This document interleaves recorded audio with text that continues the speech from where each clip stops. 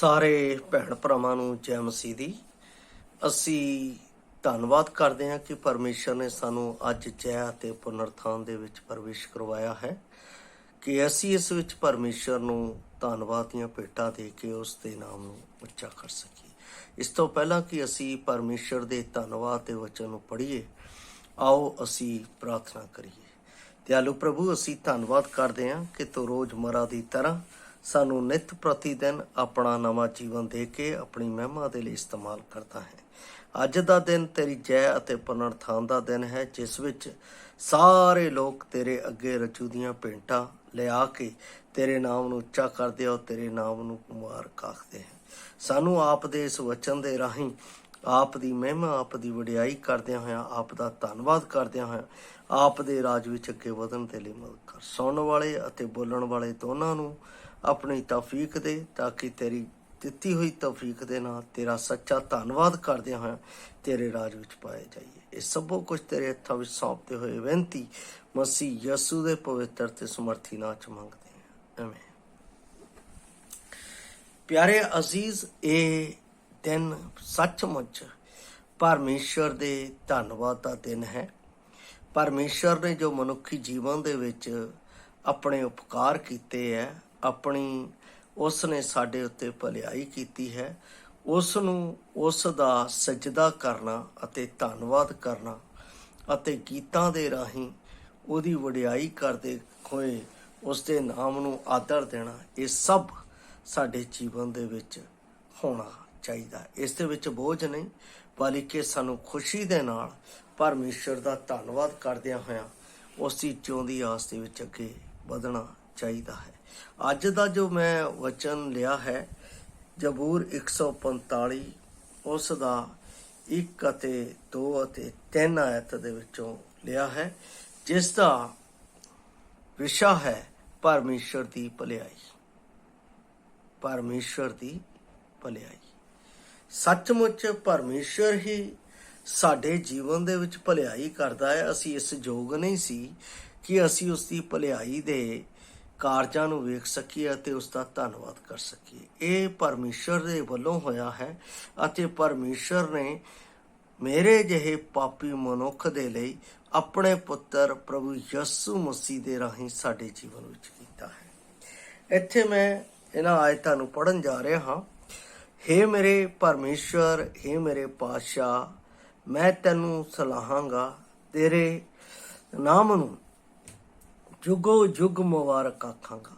ਮੈਂ ਤੈਨੂੰ ਦਿਨੋਂ ਦਿਨ ਮੁਬਾਰਕ ਆਖਾਂਗਾ ਅਤੇ ਜੁਗੋ ਜੁਗ ਤੇਰੇ ਨਾਮ ਦੀ ਉਸਤਤ ਕਰਾਂਗਾ। ਯਹੋਵਾ ਮਹਾਨ ਹੈ ਅਤੇ ਅਤ ਉਸਤਤ ਦੇ ਯੋਗ ਹੈ ਅਤੇ ਉਹਦੀ ਮਹਾਨਤਾ ਅਗਮ ਹੈ। ਇਸ ਜਗ੍ਹਾ ਦੇ ਉੱਤੇ ਬਾਰ-ਬਾਰ ਪਰਮੇਸ਼ਰ ਦੀ ਵਡਿਆਈ ਕਰਦਾ ਹੋਇਆ ਪਰਮੇਸ਼ਰ ਦਾ ਦਾਸ ਦਾਊਦ ਪਰਮੇਸ਼ਰ ਦੇ ਨੇੜੇ ਆਉਂਦਾ ਹੈ। ਪਹਿਲਾਂ ਕਹਿੰਦਾ, ਹੇ ਮੇਰੇ ਪਰਮੇਸ਼ਰ, ਹੇ ਮੇਰੇ ਪਾਤਸ਼ਾਹ, ਮੈਂ ਤੈਨੂੰ ਸਲਾਹਾਂਗਾ। ਸਭ ਤੋਂ ਪਹਿਲਾਂ ਪਰਮੇਸ਼ਰ, ਫਿਰ ਮੇਰੇ ਪਾਤਸ਼ਾਹ। ਪਰਮੇਸ਼ਰ ਉਹ ਹੈ ਜਿਹੜਾ ਸਾਰੀ ਸ੍ਰਿਸ਼ਟੀ ਦਾ ਰਚੇਤਾ ਹੈ। ਪਾਤਸ਼ਾਹ ਉਹ ਹੈ ਜਿਹੜਾ ਆਪਣੀ ਪ੍ਰਜਾ ਦੇ ਲਈ ਸ਼ਾਂਤੀ, ਪਿਆਰ ਅਤੇ ਪਵਿੱਤਰਤਾ ਅਤੇ ਧਾਰਮਿਕਤਾ ਦੇ ਨਾਲ ਉਹਨਾਂ ਦੇ ਜੀਵਨ ਦੇ ਵਿੱਚ ਕਾਰਜ ਕਰਦਾ ਹੈ। ਇਹ ਦੋ ਗੱਲਾਂ ਦਾਊਦ ਇਸ ਜਗ੍ਹਾ ਦੇ ਵਿੱਚ ਕਰਦਾ ਹੋਇਆ ਨਜ਼ਰ ਆ ਰਿਹਾ। ਉਸ ਤੋਂ ਬਾਅਦ ਕਹਿੰਦਾ, ਮੈਂ ਸਲਾਹਾਂਗਾ। ਸਲਾਹਾਂਗਾ ਮਤਲਬ ਉਸ ਨੂੰ ਵਡਿਆਵਾਂਗਾ, ਉਸ ਨੂੰ ਉੱਚਾ ਕਰਾਂਗਾ। ਕਿਉਂ? ਕਿਉਂਕਿ ਇਹ ਦੋਹੇ ਗੱਲਾਂ ਬੜੀਆਂ ਇੰਪੋਰਟੈਂਟ ਹੈ। ਪਰਮੇਸ਼ਰ ਜੋ ਸ੍ਰਿਸ਼ਟੀ ਦਾ ਰਚੇਤਾ ਹੈ, ਉਸ ਦੇ ਅੱਗੇ ਉਸ ਦੇ ਨਾਮ ਨੂੰ ਮਹਿਮਾ ਦਿੰਦਾ ਹੈ। ਫਿਰ ਉਸ ਨੂੰ ਮਹਿਮਾ ਦਿੰਦਾ ਹੈ ਕਿਉਂਕਿ ਪਰਮੇਸ਼ਰ ਰਾਜਾ ਹੈ, ਸਾਰੀਆਂ ਗੱਲਾਂ ਉਹਦੇ ਇਖਤਿਆਰ ਦੇ ਵਿੱਚ ਹੈ ਅਤੇ ਉਹ ਆਪਣੀ ਪ੍ਰਜਾ ਦੇ ਲਈ ਕਾਰਜ ਕਰਦਾ ਹੋਇਆ ਨਜ਼ਰ ਆਉਂਦਾ ਹੈ। ਇਹ ਚੀਜ਼ ਜਿਹੜੀ ਹੈ, ਇਹ ਪ੍ਰਭੂ ਯਿਸੂ ਮਸੀਹ ਦੇ ਜੀਵਨ ਦੇ ਬਾਰੇ ਇਸ ਜਗ੍ਹਾ ਦੇ ਉੱਤੇ ਨਜ਼ਰ ਆਉਂਦੀ ਹੈ। ਜਦੋਂ ਮੈਂ ਸਮਝਦਾ ਹਾਂ ਕਿ ਨਿਕੋਦੇਮਸ ਰਾਤ ਦੇ ਵੇਲੇ ਪ੍ਰਭੂ ਯਿਸੂ ਮਸੀਹ ਦੇ ਕੋਲ ਆਇਆ ਸੀ। ਤਦ ਉਸਨੇ ਇੱਕ ਗੱਲ ਕਹੀ ਸੀ, ਉਹ ਮੈਂ ਆਪ ਦੇ ਲਈ ਪੜ੍ਹ ਰਿਹਾ ਹਾਂ, ਯਹੋਨਾ ਦੀ ਅੰਜੀਲ 3 ਅਧਿਆਏ ਦੇ ਵਿੱਚ। ਇੱਥੇ ਉਹ ਕਹਿੰਦਾ ਹੈ, ਉਸ ਰਾਤ ਯਿਸੂ ਕੋਲ ਆ ਕੇ ਉਹਨੇ ਕਿਹਾ, ਹੇ ਰੱਬੀ, ਅਸੀਂ ਜਾਣਦੇ ਹਾਂ ਤੂੰ ਪਰਮੇਸ਼ਰ ਦੀ ਵੱਲੋਂ ਗੁਰੂ ਹੋ ਕੇ ਆਇਆ ਹੈ। ਉਹ ਪਰਮੇਸ਼ਰ ਵੀ ਕਹਿ ਰਿਹਾ, ਗੁਰੂ ਵੀ ਕਹਿ ਰਿਹਾ। ਦੋਨਾਂ ਦਾ ਮਤਲਬ ਬਹੁਤ ਮਹਾਨ ਹੈ। ਇੱਥੇ ਵੀ ਉਹੀ ਗੱਲ ਦਾ ਮਹਾਨਤਾ ਨੂੰ ਦਾਊਦ ਆਪਣੇ ਭਜਨ ਦੇ ਵਿੱਚ ਪਰਮੇਸ਼ਰ ਦੀ ਮਹਿਮਾ ਦੇ ਲਈ ਪ੍ਰਗਟ ਕਰਦਾ ਹੈ। ਸਾਨੂੰ ਕਦੇ ਵੀ ਕੋਈ ਦਿਨ ਪਰਮੇਸ਼ਰ ਦਾ ਸਾਡੇ ਲਈ ਉਸ ਦੀਆਂ ਬਰਕਤਾਂ ਤੇ ਦਾਤਾਂ ਲਈ ਧੰਨਵਾਦ ਕਰਨ ਤੋਂ ਬਿਨਾਂ ਨਹੀਂ ਜਾਣ ਦੇਣਾ ਚਾਹੀਦਾ ਹੈ। ਇਹ ਮੈਂ ਦਾਊਦ ਦੇ ਜੀਵਨ ਵਿੱਚੋਂ ਸਿੱਖਿਆ ਹੈ। ਜਦੋਂ ਵੀ ਪਰਮੇਸ਼ਰ ਉਸਦੇ ਜੀਵਨ ਦੇ ਵਿੱਚ ਕੋਈ ਭਲਾਈ ਕਰਦਾ ਸੀ, ਜਦੋਂ ਵੀ ਪਰਮੇਸ਼ਰ ਉਸਦੇ ਲਈ ਉੱਚੇ ਕਾਰਜ ਕਰਦਾ ਸੀ, ਜਦੋਂ ਵੀ ਪਰਮੇਸ਼ਰ ਉਹਨੂੰ ਆਪਣੀ ਪਰਜਾ ਦੇ ਵਿੱਚ ਉੱਚੇ ਨਾਮ ਦੇ ਵਿੱਚ ਲੈ ਕੇ ਜਾਂਦਾ ਸੀ, ਤਾਂ ਉਹ ਪਰਮੇਸ਼ਰ ਦਾ ਧੰਨਵਾਦ ਕਰਨੋਂ ਨਹੀਂ ਹਟਦਾ। ਦਾਊਦ ਆਪਣੇ ਜੀਵਨ ਦੇ ਵਿੱਚ ਭਜਨ ਦੇ ਵਿੱਚ ਕਹਿੰਦਾ ਹੈ ਕਿ ਮੈਂ ਕੂੜੇ ਦੇ ਢੇਰ 'ਚ ਸੀ ਤਾਂ ਮੈਨੂੰ ਉਸ ਕੂੜੇ ਦੇ ਢੇਰ ਤੋਂ ਚੁੱਕ ਕੇ ਰਾਜਾ ਬਣਾ ਦਿੱਤਾ। ਇਸ ਲਈ ਉਹ ਕਹਿੰਦਾ ਹੈ, ਮੈਂ ਤੈਨੂੰ ਸਲਾਹਾਂਗਾ। ਮੈਂ ਪਾਪ ਦੀ ਗੰਦਗੀ ਵਿੱਚ ਪਿਆ ਹੋਇਆ ਸੀ, ਪਾਪ ਦੇ ਵਿੱਚ ਮੈਂ ਸੜ ਰਿਹਾ ਸੀ, ਮਰ ਰਿਹਾ ਸੀ, ਤਾਂ ਉਸ ਪਾਪ ਦੇ ਵਿੱਚੋਂ ਕੱਢ ਕੇ ਆਪਣੇ ਲਹੂ ਦੇ ਨਾਲ ਨਹਿਲਾ ਕੇ ਅਤੇ ਮੇਰੇ ਪਾਪਾਂ ਦਾ ਕਰਜ਼ ਕਲਵਰੀ ਕਰੂਸ ਦੇ ਉੱਤੇ ਚੁਕਾ ਕੇ ਮੈਨੂੰ ਪਰਮੇਸ਼ਰ ਦੀ ਸੰਤਾਨ ਬਣਾ ਦਿੱਤਾ। ਇਹ ਤੋਂ ਵੱਡਾ ਕਿਹੜਾ ਕਾਰਜ ਹੈ?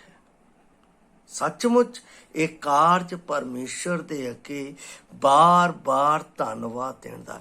ਧੰਨਵਾਦ ਤੋਂ ਬਗੈਰ ਕੋਈ ਦਿਨ, ਕੋਈ ਸਮਾਂ ਵੀ ਸਾਡੇ ਜੀਵਨ ਦੇ ਵਿੱਚੋਂ ਨਹੀਂ ਜਾਣਾ ਚਾਹੀਦਾ। ਇਸੇ ਕਰਕੇ ਤਾਂ ਪੌਲਸ ਥੈਸਲੋਨੀਕ ਦੀ ਪੁਸਤਕ ਦੇ ਵਿੱਚ ਕਹਿੰਦਾ ਹੈ, ਸਦਾ ਧੰਨਵਾਦ ਕਰੋ ਅਤੇ ਪਰਮੇਸ਼ਰ ਦੀ ਇੱਛਾ ਦੇ ਅਨੁਸਾਰ ਉਹਦਾ ਧੰਨਵਾਦ ਕਰੋ। ਕਿੰਨੀ ਵੱਡੀ ਗੱਲ ਹੈ। ਉਹ ਲਗਾਤਾਰ ਧੰਨਵਾਦ ਕਰਨ ਨੂੰ ਕਹਿ ਰਿਹਾ। ਕਿਉਂ ਕਹਿ ਰਿਹਾ? ਕਿਉਂਕਿ ਧੰਨਵਾਦ ਇੱਕ ਅਜਿਹਾ ਸ਼ਬਦ ਹੈ ਜਿਸ ਤੋਂ ਪਰਮੇਸ਼ਰ ਖੁਦ ਖੁਸ਼ ਹੁੰਦਾ ਹੈ।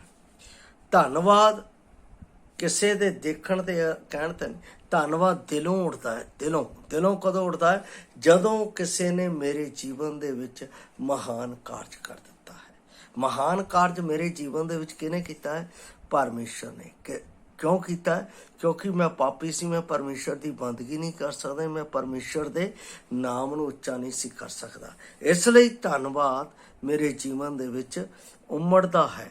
ਉਹ ਸਾਡਾ ਜੀਵਨ ਬਣਾਉਣ ਵਾਲਾ ਅਤੇ ਛਡਾਉਣ ਵਾਲਾ ਮੁਕਤੀਦਾਤਾ ਮੁਹੱਈਆ ਕਰਾਉਣ ਵਾਲਾ ਹੈ। ਲਿਖਿਆ ਸਾਡੇ ਜੀਵਨ ਦੇ ਵਿੱਚ, ਮੈਂ ਤੈਨੂੰ ਦਿਨੋਂ ਦਿਨ ਮੁਬਾਰਕ ਆਖਾਂਗਾ ਤੇ ਯੁਗੋ ਯੁਗ ਤੇਰੇ ਨਾਮ ਦੀ ਉਸਤਤ ਕਰਾਂਗਾ। ਕਿਉਂ ਕਰਾਂਗਾ? ਕਿਉਂਕਿ ਉਹ ਸਾਡਾ ਬਣਾਉਣ ਵਾਲਾ ਅਤੇ ਛੁਡਾਉਣ ਵਾਲਾ ਮੁਕਤੀਦਾਤਾ, ਜਿਹਨੇ ਸਾਡੇ ਲਈ ਸਭ ਕੁਝ ਮੁਹੱਈਆ ਕੀਤਾ, ਮੈਂ ਉਹਦੀ ਉਸਤਤ ਕਰਾਂਗਾ। ਮੁਬਾਰਕ ਤਾਂ ਮੈਂ ਉਹਨੂੰ ਆਖਾਂਗਾ ਹੀ। ਮੁਬਾਰਕ ਮਤਲਬ ਕਿ ਸੱਚਮੁੱਚ ਉਹ ਧਨ ਹੈ, ਆਸ਼ੀਸ਼ ਦੇਣ ਵਾਲਾ ਪ੍ਰੇਮੀ ਪਰਮੇਸ਼ਰ ਹੈ। ਔਰ ਇਸ ਦੇ ਵਿੱਚ ਮੈਂ ਇੱਕ ਚੀਜ਼ ਦੀ ਤੁਲਨਾ 34 ਜ਼ਬੂਰ ਦੀ ਪਹਿਲੀ ਆਇਤ ਦੇ ਵਿੱਚ ਕਹਿੰਦਾ ਹੈ, ਮੈਂ ਹਰ ਵੇਲੇ ਯਹੋਵਾ ਨੂੰ ਮੁਬਾਰਕ ਆਖਾਂਗਾ ਅਤੇ ਉਸ ਦੀ ਉਸਤਤ ਸਦਾ ਮੇਰੇ ਮੂੰਹ ਵਿੱਚ ਹੋਵੇਗੀ। ਮੇਰੇ ਮੂੰਹ ਦੇ ਵਿੱਚ ਬੁਰਾਈ ਜਾਂ ਕੋਈ ਹੋਰ ਗੱਲ ਨਹੀਂ। ਜੋ ਪਰਮੇਸ਼ਰ ਨੇ ਮੇਰੇ ਲਈ ਉੱਚਤਮ, ਮਹਾਨਤਮ, ਵਡਿਆਈ ਦੇ ਯੋਗ ਕੰਮ ਕੀਤੇ ਆ, ਮੈਂ ਉਸ ਦੇ ਉਹਨਾਂ ਕਾਰਜਾਂ ਦੇ ਨਿਮਿਤ ਉਸ ਦੀ ਉਸਤਤ ਕਰਾਂਗਾ। ਔਰ ਦੂਸਰੇ ਸ਼ਬਦਾਂ ਵਿੱਚ ਅਸੀਂ ਆਪਣੇ ਜੀਵਨ ਵਿੱਚ ਉਸ ਨੂੰ ਦਿੰਦੇ ਹਾਂ ਕਿਉਂਕਿ ਉਸ ਨੇ ਸਾਡੀ ਰਚਨਾ ਕੀਤੀ ਹੈ।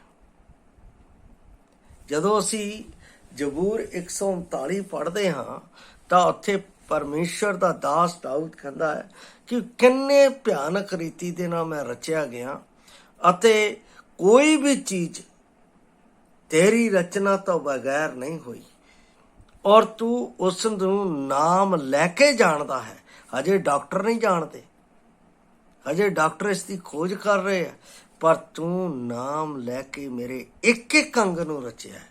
कितना महान परमेश्वर है, कितना अद्भुत ते योग परमेश्वर है जिन्हें मेरी संरचना की। इसलिए कि मैं परमेश्वर के नाम ਨੂੰ धन्नवाद करा।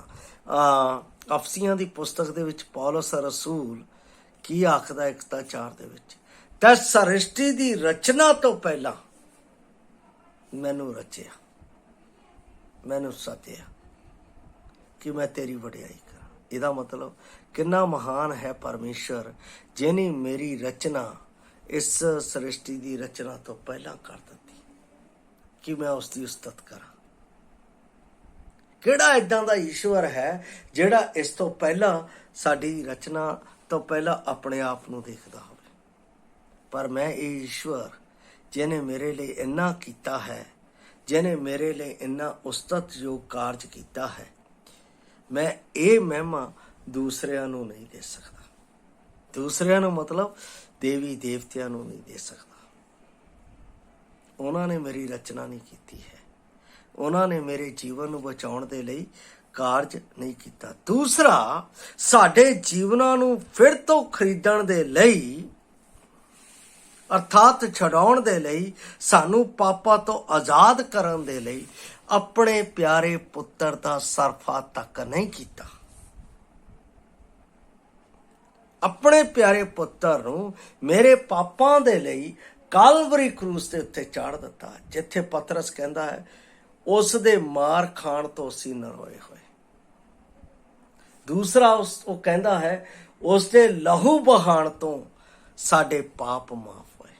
दो गल्लां है बड़ियां आराम, शरीर अते लहू दोनों का कारज परमेश्वर ने अपने पुत्र दे राही मेरी इस होंद नूं बचाउण दे लई उसने किया कि मैं सदा परमेश्वर के सामने खड़े होके उसकी उस्तत कर सका, उसकी वडियाई कर सका। यहोवा अति महान है, उस्तत दे योग है अते उसकी महानता अगम है, वो खत्म नहीं हो सकती। असी खत्म हो जावांगे, असी मर मुक जावांगे, पर वो कदे खत्म नहीं हो सकती। धन्नवाद करदे हैं मेरी जवान, मेरा जीवन खत्म हो जाएगा पर उसदा धन्नवाद कदे खत्म नहीं। उसदा धन्नवाद इन्ना है। और मैं ये भी देखदा हाँ इस दे विच जिहड़े उहदे महानतम काम है जिस दे नाल उसने मैनू मुन लैके छुड़ाया है, उस दे लई मैं रसूलां दे करतब 20 दे आए उसकी 28 दा आखिरी वचन पढ़दा, जिस नू उसने अपने लहू दे नाल मुल लैके छुड़ाया। मैनू अपने झुंड दे विच लैके आउण दे लई उसने मेरे जीवन दे लई अपने लहू नू बहा दिता। मतलब कि मेरे पाप दा कर्ज चुका के मैनू मुल खरीद लिया। अपने लहू दे नाल कौन सानू मुल खरीद सकता? कोई भी नहीं, कोई भी नहीं। मेरे पापी नू कौन खरीद सकता है सिवाय प्रभु यीशु मसीह दे, परमेश्वर पुत्र प्रभु यीशु मसीह दे। मैं धन्नवाद करदा कि उसने मैनू अपने लहू दे नाल मुल खरीद के अपनी महिमा दे लई रच लिया। सचमुच वो परमेश्वर की भलाई है, वो परमेश्वर भलाई दे योग, उस्तत दे योग, महिमा दे योग है। और मैं ये भी देखदा जदों पहला कुरिन्थियां 6 दे उसकी 20 आयत पढ़दे हाँ, तुसीं तां मुल लए गए हो अपनी दहियां दे नाल उस दी वडियाई करो। इस देह दे नाल असी उस्तत करनी है क्योंकि उन्हें मैनू मुल छुड़ाया है। वो खुले दिल नाल साडी हरेक लोड़ नू पूरा करता है, खुले दिल नाल। पहली गल असी देखते उन्हें साडी रचना की, दूसरी गल असी देखते उन्हें सानू साडे जीवनां नू पाप तो बचाया, तीसरी गल असी देखते हैं वो खुले दिल नाल मेरी अते आप दी मदद करता है। इस दुनिया दे विच कोई ईश्वर नहीं, वो साडे कोलों मंगदे आ, लैंदे आ, ਪਰ ਇੱਕ ਇਹ ਪਰਮੇਸ਼ਰ ਹੈ ਜਿਹੜਾ ਖੁੱਲੇ ਦਿਲ ਦੇ ਨਾਲ ਮੇਰੀ ਹਰ ਇੱਕ ਜ਼ਰੂਰਤ ਨੂੰ ਜੋ ਮੇਰੇ ਜੀਵਨ ਦੇ ਵਿੱਚ ਹੈ, ਇਸ ਧਰਤੀ ਦੇ ਵਿੱਚ ਰਹਿੰਦਿਆਂ ਹੈ, ਆਤਮਿਕਤਾ ਦੇ ਨਾਲ ਉਹਦੇ ਨਾਲ ਮਿਲਣ ਦੀ ਹੈ, ਉਸ ਨੂੰ ਖੁੱਲੇ ਦਿਲ ਨਾਲ ਪੂਰਾ ਕਰਦਾ ਹੈ। ਮੈਂ ਪਰਮੇਸ਼ਰ ਦੇ ਇਸ ਉਪਕਾਰ ਦੇ ਲਈ ਰਹਿਣੀ ਆ, ਉਸ ਦਾ ਕਰਜ਼ਦਾਰ ਹਾਂ। ਮੈਂ ਉਸ ਦਾ ਕਰਜ਼ਾ ਨਹੀਂ ਉਤਾਰ ਸਕਦਾ ਜੋ ਉਸਨੇ ਮੇਰੇ ਲਈ ਕੀਤਾ, ਲੇਕਿਨ ਹਾਂ ਆਪਣੇ ਇਸ ਜਵਾਨ ਦੇ ਨਾਲ ਦਿਲ ਤੋਂ ਉਸ ਦਾ ਧੰਨਵਾਦ ਕਰ ਸਕਦਾ, ਜਿਸ ਤੋਂ ਪਰਮੇਸ਼ਰ ਪ੍ਰਸੰਨ ਹੁੰਦਾ ਹੈ। ਇਹ ਸਾਰੇ ਪਰਮੇਸ਼ਰ ਦਾ ਧੰਨਵਾਦੀ ਹੋਣ ਅਤੇ ਸਾਡੇ ਜੀਵਨ ਦੇ ਨਾਲ ਆਦਰ ਕਰਨ ਦੇ ਲਈ ਹੱਦ ਤੋਂ ਵੱਧ ਉਸ ਦਾ ਧੰਨਵਾਦ ਕਰਨ ਦਾ ਸਾਡੇ ਕੋਲ ਸਮਾਂ ਹੈ। ਸਪਤਾਹ ਦਾ ਇੱਕ ਦਿਨ ਹੈ ਜਿਹੜਾ ਪਰਮੇਸ਼ਰ ਨੂੰ ਧੰਨਵਾਦ ਦੇਣ ਦਾ ਹੈ। ਪਰ ਇਹ ਜ਼ਬੂਰ ਜਦੋਂ ਕਹਿੰਦਾ ਹੈ ਯਹੋਵਾ ਮਹਾਨ ਅਤੇ ਅਤ ਉਸਤਤ ਦੇ ਯੋਗ ਹੈ ਅਤੇ ਉਹਦੀ ਮਹਾਨਤਾ ਅਗੰਮ ਹੈ, ਉਹ ਕਦੇ ਖਤਮ ਨਹੀਂ ਹੋ ਸਕਦੀ। ਇਸ ਲਈ ਮੇਰੀ ਜਾਨ ਯਹੋਵਾ ਨੂੰ ਮੁਬਾਰਕ ਆਖਦੀ ਹੈ। ਇਸ ਲਈ ਮੇਰੀ ਜਾਨ ਯਹੋਵਾ ਦਾ ਧੰਨਵਾਦ ਕਰਦੀ ਹੈ। ਇਸ ਲਈ ਮੇਰੀ ਜਾਨ ਪਰਮੇਸ਼ਰ ਦੇ ਪ੍ਰੇਮ ਦਾ ਧੰਨਵਾਦ ਕਰਦੀ ਹੈ, ਜਿਸ ਦੇ ਮੈਂ ਯੋਗ ਨਹੀਂ ਸੀ। ਆਓ ਅਸੀਂ ਇਸ ਜ਼ਬੂਰ ਦੇ ਨਾਲ ਆਪਣੇ ਉਸ ਪ੍ਰੇਮੀ ਪਰਮੇਸ਼ਰ ਦਾ, ਪ੍ਰਭੂ ਯਿਸੂ ਮਸੀਹ ਦੇ ਵਿੱਚ ਉਸ ਦਾ ਧੰਨਵਾਦ ਕਰੀਏ, ਜਿਸ ਦੇ ਉਹ ਯੋਗ ਹੈ। ਪਰਮੇਸ਼ਰ ਜਿਹਾ ਕਰਨ ਦੇ ਲਈ ਮੇਰੀ ਅਤੇ ਆਪ ਦੀ ਮਦਦ ਕਰੇ। ਜੈ ਮਸੀਹ ਦੀ। ਮਹਾਰਾਜ।